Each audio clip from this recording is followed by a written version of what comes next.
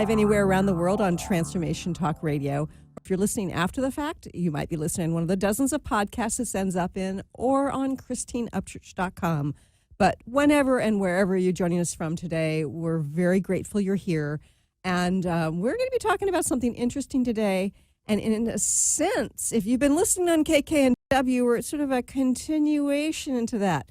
But before I get into that, I want to say hello to the man behind all the technology, Mr. Benny Mathers. Hey, Benny. Hi there. Hopefully we should be walking the right path from the last hour to this hour. Yes. Okay. Yes. And You'll see where I'm going with that one. Yeah. No? It might be a left path. I don't know. Oh, could be a right path. Could be the path that I just walked. Or moving forward. Who knows? Yes, indeed. People are like, what are we listening to? I know. And we're just like giggling at each other. I'm confused too. Yeah, no. But it's, we'll See? talk about what we're going to talk about. I got you. Last week, I had the honor of being on Mantz and Mitchell, with Gary Mantz and Suzanne Mitchell. And this week, I have the honor of having them with me. And so we always have great conversation. And I love the fact that Gary and Suzanne have not only been hosting show for a really long time, they like to take this higher level perspective about our culture, about what's going on in the world. They're not like totally up in the woo-woo realm, but they're also open-minded to that. And they're not just totally grounded in this earthly reality and closed-minded to all these things. They're really this wonderful balance of both, and they have interesting conversations every single week with people who are just fascinating, and we'll talk a little bit about who their last guest was because it's going to segue into our topic today. And today we're going to be talking about culture shock. Is it a path to transformation? We've got a lot of upheaval going on, polarity, propaganda, and I'm wondering, can we sort of transcend this or transform this for healing, for transformation, for a new kind of society? So, as I said before, it's Gary Mantz and Suzanne Mitchell. They're in a radio partnership that's evolved over the years, just like the format of the show and the topics they cover. Back in March of 2007, they opened the microphone for the first time with a program on Tuesdays called Give and Take with Gary Mantz. I think I may have actually been on that show. The show topics revolved around negotiations and conflict resolution, discussing how to get best deals and how to work towards solutions in adversarial situations. And then eventually Gary co-hosted another show in another time slot. And then it was the Gary Mantz show, Mastery and Mystery. So he was starting to head towards that woo-woo. And back into October of 2008, and eventually it got into the topics of transformation and paranormal. And then Suzanne, she became the show producer, and she would join Gary on the show each week briefly. And I remember she knew a guy. Yeah, she knew a guy. Right. She just slipped right in there. And I remember it was before she was actually like the co-host. Yeah. When I was interviewed on Gary's show, she joined in, and I thought, oh, I really like my conversation with her too. To make a long story short, they've got a show every week, and I can't keep track of all the show iterations, but I do know it's quality talk show, and it's, I was listening on my way in. It was just fascinating. I had a hard time getting out of my car. I knew I had to, I got into the parking garage, I had to, head up the elevator to come up I'd here. expect you to be here for your show, and too. it's like, oh, no, but I really want to hear the end of this. Christine's got to get to work. And anyway, they reside in Florida now. Aren't they smart? I'm looking at the haze there, yes, and the cold. And I'm really grateful to have them here today, Gary and Suzanne. Welcome, guys. Well, you've got me smiling over here from ear to ear because I don't hear myself talked about in the terms that you just did. And I thought, oh, that sounds pretty good. I like those people. That's for sure. And let me just put it out there for everybody to know that Suzanne Mitchell was a brilliant producer, best organized person I know. And eventually it just made sense, good radio sense, for Suzanne Mitchell to become my co-host. And I've always been not at all ashamed that she slept her way to the top. And there's our show for today. I love this. Oh my Wow. And you know what? I think that when I was on your show at one point, it was one of the first times I was on you guys' show. It was just your show, Gary, and Suzanne was chiming in. It's like, wow, I really like her, and you two balance each other's perspectives really well, and it's kind of like you're on the same page, but you offer something different. It's kind of like you're on the same page, but you offer different kinds of fonts, so it makes it interesting to read, you know? We do have different perspectives, Christine. That is very true. And so we hope that adds to the interest. We do see things differently. I mean, we have been on the radio. In March, it'll be 13 years. Wow. And our personal partnership is 18 years. Uh-huh. And yet, you know, we recognize that even today, I mean, we are not in lockstep. Mm-hmm. We still debate things Uh-huh. because each of our perspectives are so very different. Yeah. And you know, that's what it means to be individual human beings yet come together as a couple. And you always learn different things about yourself in a partnership than you do when you're single. I mean, it's all about the growth, no matter whether you're partnered or not partnered. Right, right. And, you know, I was listening intently to your show on the way in. You guys were talking with experts on Roswell. And, oh, my goodness, I was fascinated. Not only, I'm fascinated by UFOs and the possibility and the probability that there have been visitors among us one way or another. But the thing that really fascinated me about your conversation this last hour was about how you really have to question the truth, particularly the truth that's being presented by the government, the truth that's being presented by the media. Hearing about some of the interviews that they went to and they got sabotaged, or a whole lot of evidence ended up on the editorial room floor. It was very disturbing to hear about all the cover-up and manipulation of information along the way. So, Gary, how do you discern when you're reading about something like UFOs or the politics that's going on in the United States? How do you personally discern what's potentially truth and what you think is probably propaganda? For me, it comes down to multi-sourcing, because you can get anecdotal evidence or information from one person. Maybe they're credible and maybe they're not. Maybe you're just left to wonder. But when I hear from 2 or 3 people who were there together, who can compare notes, and they do it articulately, I'm going to take those people seriously and thus the subject under consideration. I like a good spooky story as much as anyone else there, but if I can find evidence, I want to weigh it as objectively as possible. And if it means that I wind up alienating some people because I believe what seems to them to be an impossible story, lacking all credibility, it's too arcane, none of that bothers me. For me, it's about following the trail of the evidence. And before you do that, you have to make sure you unearth the evidence, because there are people in this world heavily invested in keeping that evidence from coming to light. Yeah, and I think that there are plenty of people out there who have a lot of attachment to creating conspiracy theories that are sort of going the opposite direction, but propaganda none the same. So that it's the sort of thing where it's either being suppressed or it's being manipulated. And it's really disturbing these days, because with the fancy video editing, you can make something look like an actual, presentation, an actual video clip of somebody, and it's totally not only out of context, but it could actually be like words that person didn't put together in a sentence like that, and yet they're manipulated that way so that you perceive it to be truthful.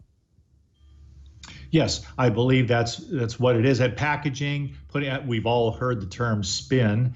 Spin, unfortunately, I have a lot of respect for public relations people because they're trying to get the word out. But I've also been made aware by just reading here and there about people who deal with PR people and agencies that it is extremely difficult to find a public relations person or an organization that will present something that is definable in evidential terms. The idea is to get you from point A in your beliefs about this person, this program, whatever it is that they're representing, from point A to point Z, where at the conclusion you accept what they want you to believe and the image they wish to project. Anybody who can do that by reporting truthfully and being responsible when questioned about whatever is under consideration gets all my respect. I just think that's fantastic. But I'm told by many people in communications that that kind of thing is in very short supply nowadays. Yeah. So, Suzanne, when you're looking at information, whether it's about UFOs or if it's about, political situation, how do you discern truth? Boy, that is a very tough question. I guess, first of all, when we're talking about media manipulation, I am fairly sensitive to that. And one way that comes out is when the commercials come on TV, I mute them. I like the commercials a whole lot better without the audio. I mean, I can laugh at whatever it is that's going on the video part of it, but I know that there is a tremendous amount of manipulation that goes on marketing-wise to influence us to think certain things, believe certain things. And so, I say, especially when they're talking about all the side effects of all the drugs. And I get that sound off and I say, nope, we're not having diabetes today. Nope, we're not having cancer today. Nope, we're not having, high blood pressure today. I mean, it's saying no to people who, want you to believe that your life isn't good unless you really have this wonderful new, car that just came off the lot. So how to figure truth from propaganda? One thing is going to be, what are you trying to sell me? Right. And kind of have your antenna up for that. But then, like what is the truth about some of these things like UFOs or Bigfoot or ancient aliens or, whatever it might be? That is a lot more difficult. We were told by the late great Anne Rule that she herself, being a policewoman in Seattle for years and years and years and years, did not know that Ted Bundy was a serial killer because as a psychopath, he was completely convincing. Right. And I have been fooled before by things. Yeah. And, so, I think that your point, Suzanne, about being careful with the propaganda in advertising is really important. And I do something else myself, and I look at who the advertisers are on certain networks, and then I consider that to be like perhaps manipulating what's getting presented on that channel, because some of these news programs have a whole lot of pharmaceutical advertisers. So some of the information I get through them, or some of the information they refuse to cover about medical stuff, I think, is it because of who their advertisers are? We have to go to a quick break, but stay tuned for more about truth and the culture shock that we're living in and how to find hope here in just a few moments.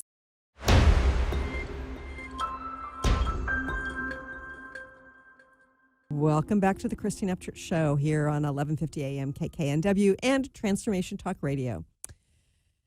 Suzanne,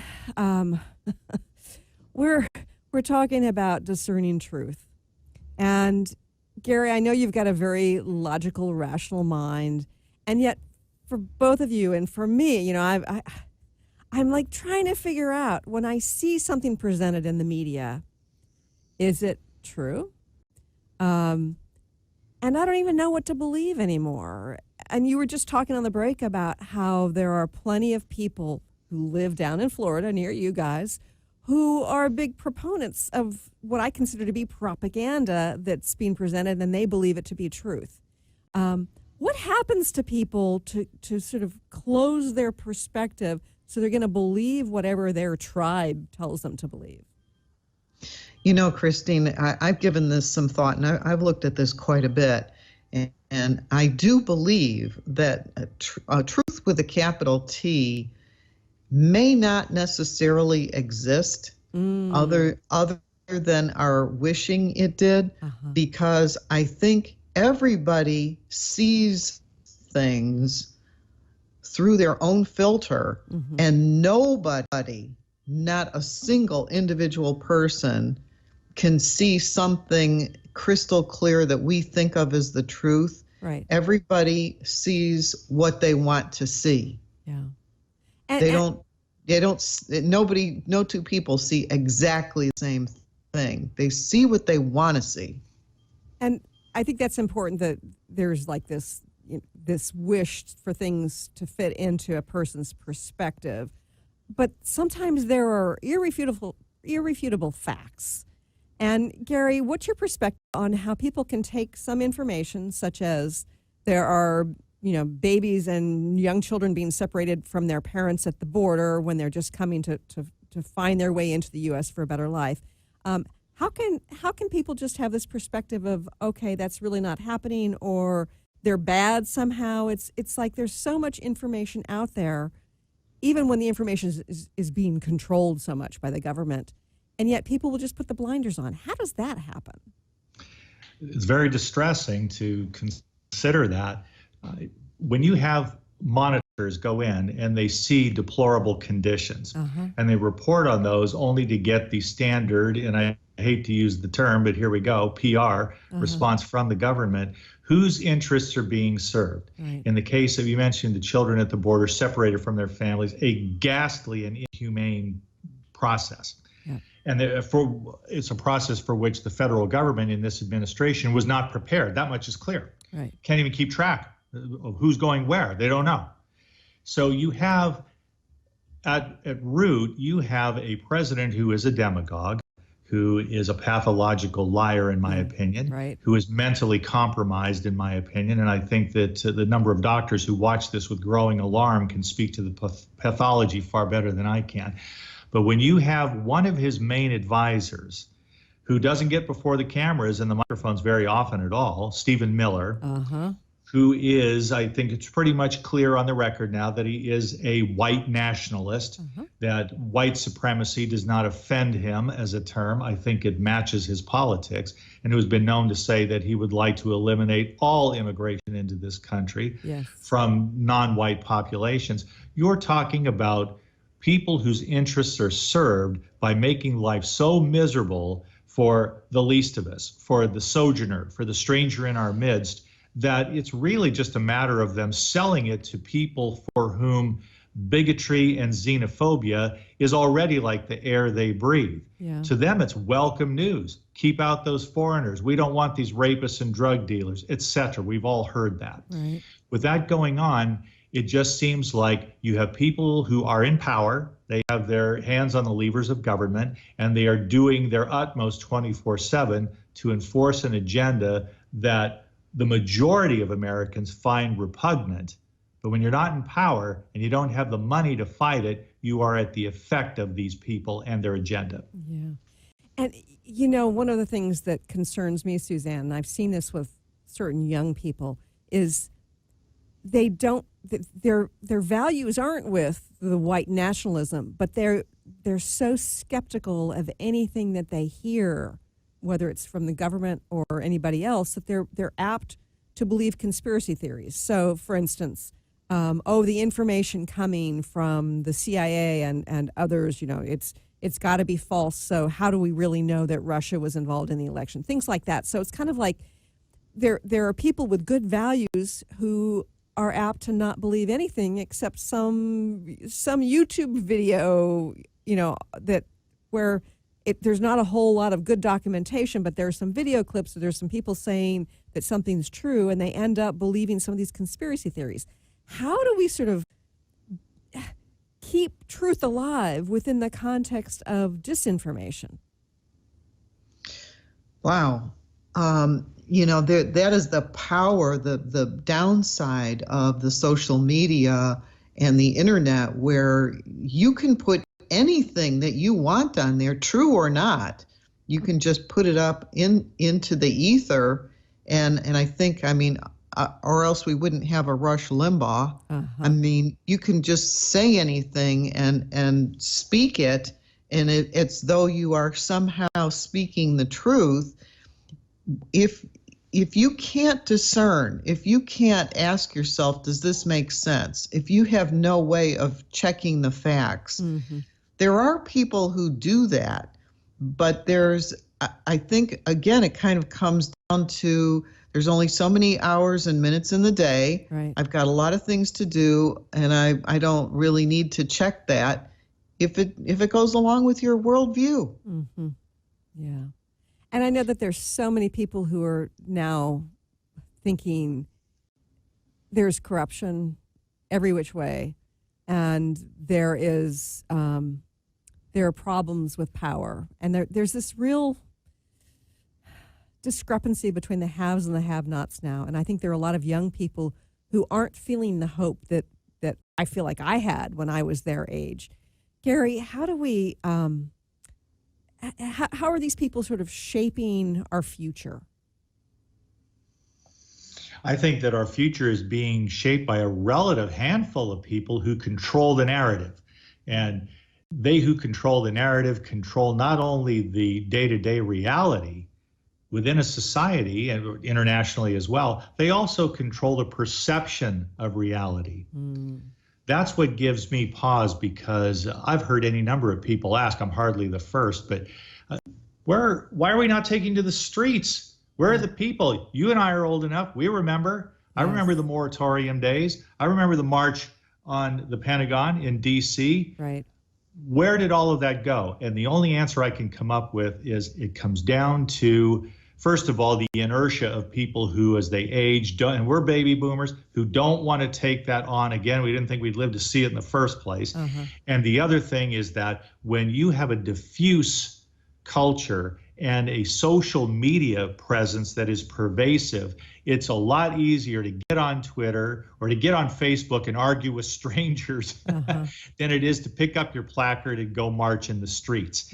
The consequence of that, particularly in the era of voter suppression, creates a dire scenario, because again, it comes down to the relative handful of people who have the money and the power to influence our perceptions of reality. That's why it's kind of a damning indictment, and I wish I knew how to solve that riddle. Yeah, and a piece of this is clearly gaslighting. And I saw, I think it was a psychologist who was evaluating this interaction with somebody from the CDC and Trump. And basically the person from the CDC was saying that vaccine for the coronavirus is probably 18 months away. And then I saw that. And then, Trump's saying, oh, it's going to be a couple of months. And the guy came on and said, no, it's going to be, be 2 to 3 months. We got to get to this point where we can actually test it on animals and test it on humans. And, the whole process will take a while. And then you hear the president saying over and over again, oh, it's no big deal. There'll be a vaccine. And so the psychologist was saying when people hear something repeatedly, even if it's false, they end up believing it, because it's kind of like it's like like we are being gaslighted by a narcissist, and because we're being bombarded with it through the media, it affects many of us. It definitely affects many of us in a climate of fear and suspicion that is largely induced. It's independent from known facts, and past a point, I hate to say it, Christine, but the facts don't matter. Yeah. It's what they tell you again and again. You just pointed it out. This is the big lie theory. This is something Joseph Goebbels perfected back in the day. When you have the big lie, and the bigger the better, and you repeat it and repeat it, most people will give way under the weight of propaganda. Sooner or later, they're going to stop arguing with you unless they are truly intellectual flamethrowers and people who are mentally alert and remain that way despite how exhausting it can be to an entire society. How many times have you heard lately, Christine? It's exhausting to watch TV. It's exhausting to pick up a magazine or the newspaper and see the latest outrage, which in and of itself would have rendered many an administration in an earlier era impotent. Yes. But now it's just the flavor of the month or of the week or of the day. Anybody can lose interest after a while because there's a sense of futility in trying to rage against the machine. Yeah.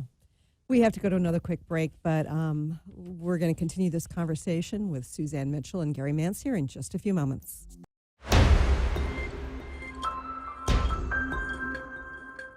Welcome back to the Christine Upchurch Show here on KKNW and Transformation Talk Radio. I'm having a wonderful and fun conversation with Suzanne Mitchell and Gary Mantz, hosts of the Mantz and Mitchell Show, on the previous hour before my show. And you know, guys, it's I'm at a loss sometimes to figure out what to do.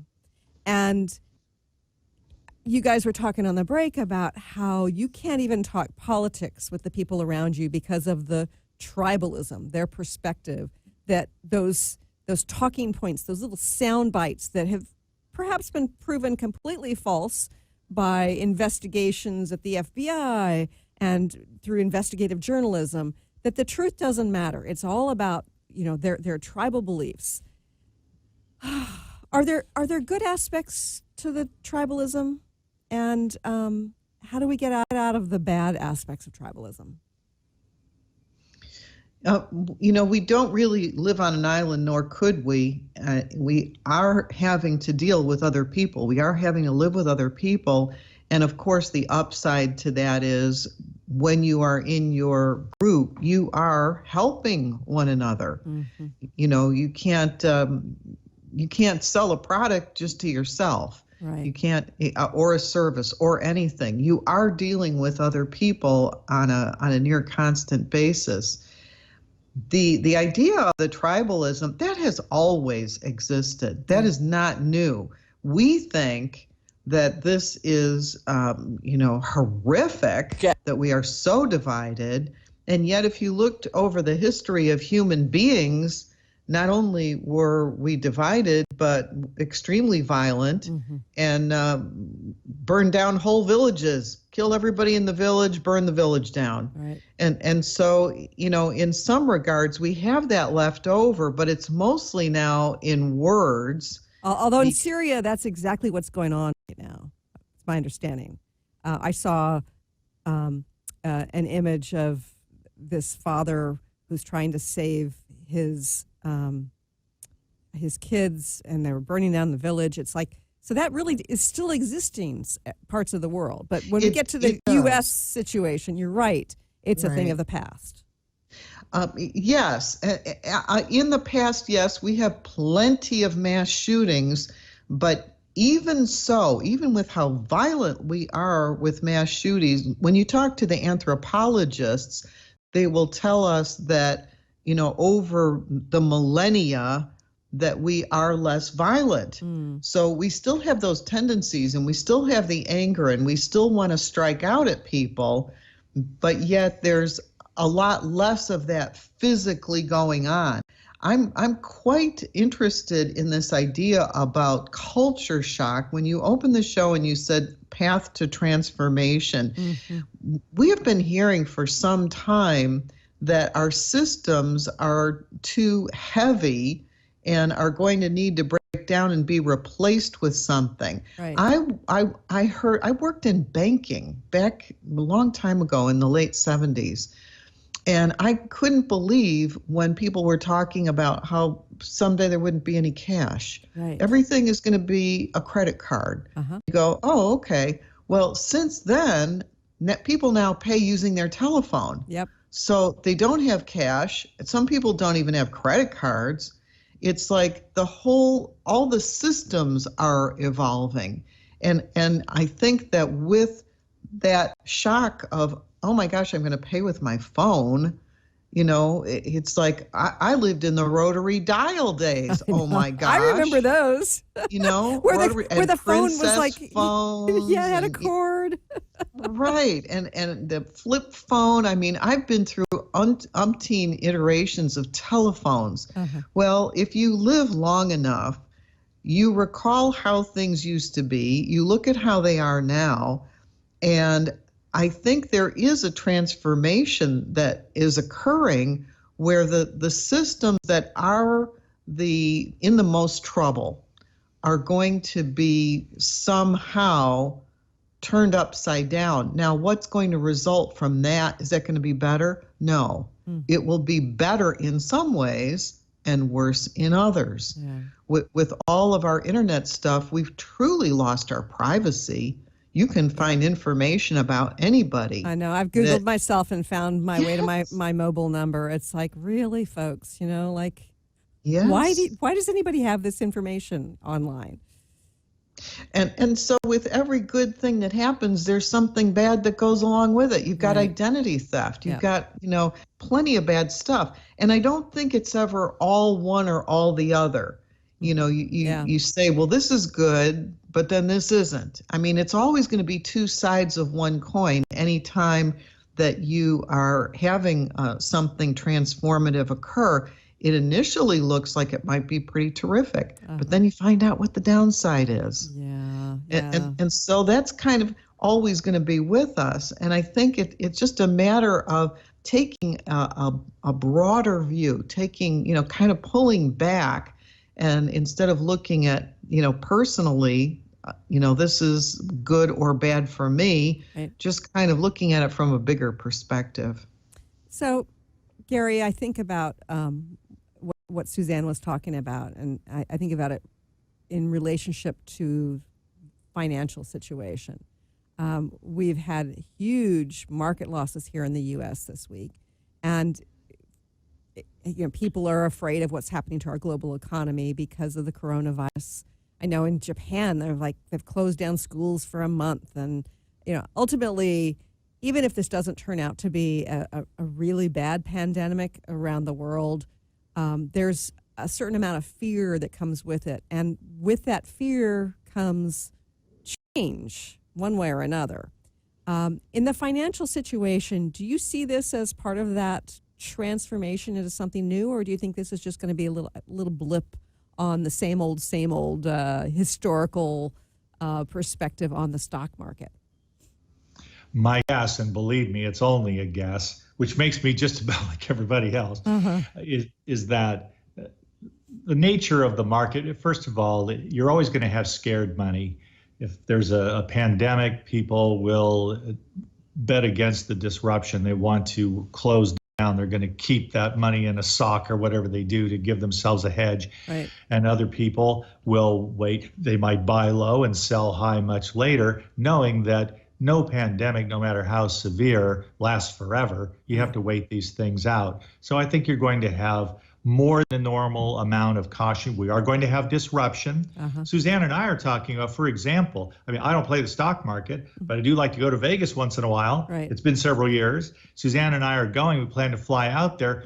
What's going to happen? Are we going to have a plane with people wearing masks at that point? Right. How bad is this going to get? People's behavior will have to be altered in order to weather this. It's financial, yes, but in every aspect of our lives, we're going to treat ourselves and each other differently.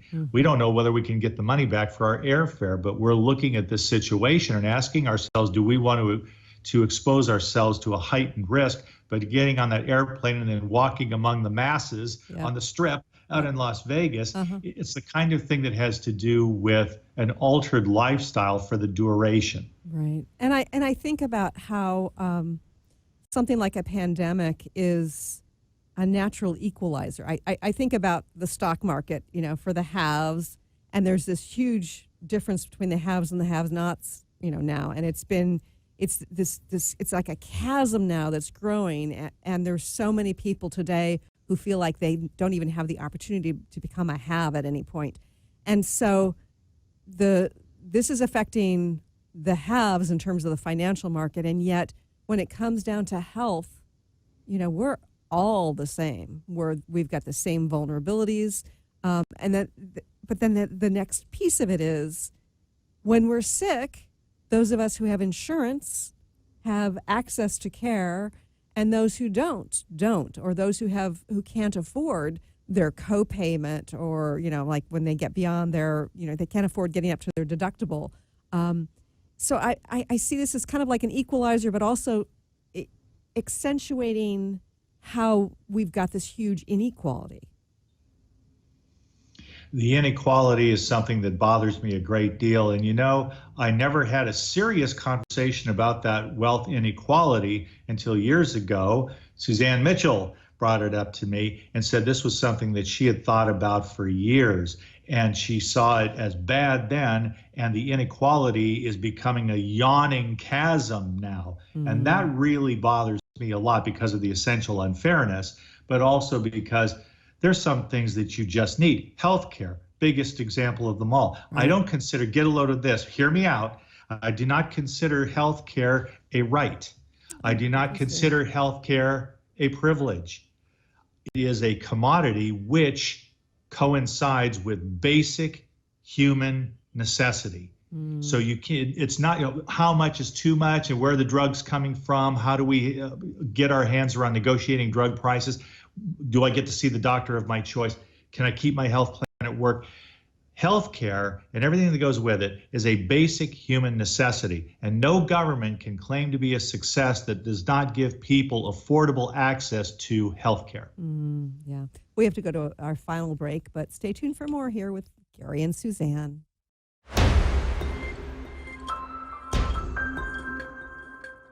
Welcome back to the Christine Upchurch Show. Oh my goodness, guys, this hour is flying by. You and I, we three have lots to talk about, every single time we get together, and whether it's on air or off. Okay, so we've talked about the polarity, we've talked about the tribalism, we've talked about propaganda and versus truth and trying to find truth. My question to you, Suzanne, is how do we find hope within this chaos of this culture shock? I have gone through quite a few emotions myself of late, and I think when you're wondering about hope, I think you have to generate it yourself. Mm-hmm. I think you have to decide. I've heard many a time it's said that when somebody is feeling sad or blue, go do something for somebody else. Mm-hmm. And so I think there are times when we're down at the mouth and singing the blues, but we can always find somebody who could use a hand up. Right. And so the same thing applies with hope. If we're going to be looking for it outside ourselves somewhere, there are plenty of stories. There are plenty of really great stories about good things that are happening in the world. Uh-huh. But I think you need to make that decision that that there is hope. I think we're kind of hardwired, one way or another to either, go negative or go positive, but you can make a choice there. Yeah. And I think that there's been some scientific research that says, and I think this is probably ego-based, that we go to this place of fear because we want to figure out how to control all the negatives. In order to survive, or to come out on top or whatever. But I like this idea, Suzanne, of choosing hope, one way or another, finding your way to choose hope. Gary, how do you get to a place of from disgust or frustration or fear to a place of hope? The way how timely your question is, Christine. The way I see life now, and I'm Medicare age now, so most of my life is in the rearview mirror. However, that does not prevent me, the fact of aging does not prevent me from looking at my inner life, especially my thought life, as being a rich field of opportunity to shape my own destiny within the parameters that are available to any reasonably intelligent, healthy human being. Mm-hmm. So I'm going to get behind the wheel of my own life. I'm going to see better And I don't just mean prescription eyeglasses. I'm going to see better because I think better, because I imagine better, because I visualize good outcomes, while insulating myself from overreaction to the inevitable adversities of life that occur to rich and poor alike. That is what I call balanced and constructive living. And from now until the day they throw me in an urn, I am committed to that practice. You heard it here. I love that. You know, one of the things that I think is helpful for me, and I really do believe that it's true for all of us, that if we really want positive change, that we have to open to our best understanding of truth, but also come to this place of surrender. And I don't mean not fighting against something or not working towards something, but rather saying, this is where we're at right now. And breathe into that and let go into that and say, okay, now what? Now what should we create? What needs to be manifested? Not giving up, but sort of letting go to in that moment to be able to welcome something new. Because if we're so busy resisting and fighting against, then we're not really allowing the energy of what is, and we're not allowing that energy to move forward into our places of hope and what it is we want to create.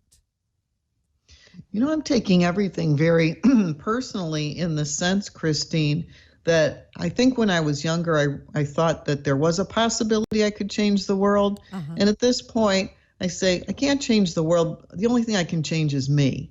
And so I kind of bring everything back to home base and say, what can I do that will bring me joy and satisfaction? Right. And so I don't worry too much about the rest of the world. My to-do list is, what do I need to do for me, for our household, you know, for our home? What's going on here? And that's something that I can succeed at. And that puts me in the right place. Not trying to change the whole world. Yeah, because that's too much responsibility for any individual. Gary, in about a minute or so, do you have any final words for finding our way through from chaos to positive change? You know, I will thank you so much, Christine. Thanks for having us both on today. It's always a blast. Yeah. What I would suggest is that people acquire a copy. You can get it on Kindle for not much money if you don't want to buy the book. There was a very wise man named Ernest Holmes. He wrote a book called The Science of Mind. And in that book of approximately about 600 pages or so, he managed to synthesize what he called the golden thread that ran through the spiritual systems of the world. And you find out how remarkably alike we are with systems that are exotic to us initially, but then we find out that at root, we are thinking beings. We have the ability to use language. If you combine our visual ability, our imaginative capacity, and our ability to use language, you can talk yourself into and out of about any state of affairs that you choose. And that's the key. You are at choice. So what are you choosing today? Oh, interesting.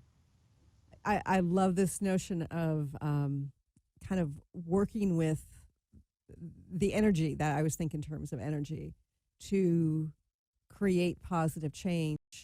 And it's, I think for many of us who are on our conscious journeys right now, it can be frustrating because we've worked hard to create something positive on a bigger level. And yes, we can positively affect our own life and you know, those whose lives touch as well, but we can't control the state of the world. And that is frustrating. I know that's hard for many people.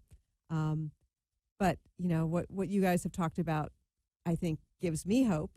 And I'm so grateful, Suzanne and Gary, that you joined me here today, because you've always got such insight. You know, you have your weekly show on KKNW, and you think about culture, you think about truth, and you're bringing that perspective in fabulous conversation with others, with your wonderful guests. So I thank you for doing that, and I thank you for being here today. Well, thank you, Christine. Pleasure. We love Our this pleasure. back and forth between us. Let's do it again. Sounds great. And I want to thank Benny over there and the staff at TTR for doing the technological magic so you guys can hear the show. And I also like to thank Kyle Padgett, who's doing her behind-the-scenes stuff. And I want to thank you, the listener, because we're doing this show for you. Thanks for joining us here today. I look forward to talking to you again soon. Thanks so much for tuning in today. If you'd like to empower yourself to step further into your vibration of change, please visit my website at christineupchurch.com, where you can learn more about my insights, upcoming events, and private sessions.